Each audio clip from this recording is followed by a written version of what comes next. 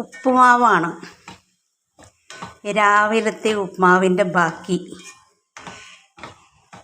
ഉപ്മാവ് വെറുതെ കഴിക്കാൻ ഭയങ്കര മടിയായതുകൊണ്ട് കുറച്ച് ഉള്ളി രണ്ടാമത് മൂപ്പിച്ചു, കുറച്ച് തക്കാളി, കുറച്ച് ടൊമാറ്റോ സോസ്, മല്ലിപ്പൊടി, ഇതെല്ലാം കൂടിയിട്ട് ഉപ്മാവ് അങ്ങോട്ട് ശരിക്കും മിക്സ് ചെയ്തു. രാത്രി ഇനിയും ഉപ്മാവ് ബാക്കിയിരിക്കുകയാണ്.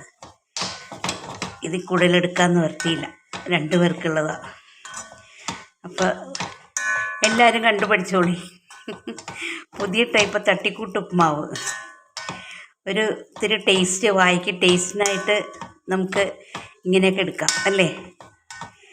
എപ്പോഴും വെറുതെ പ്ലെയിൻ ഉപ്മാവ് കഴിച്ചാൽ എന്താ ഒരു രസമുള്ളത്.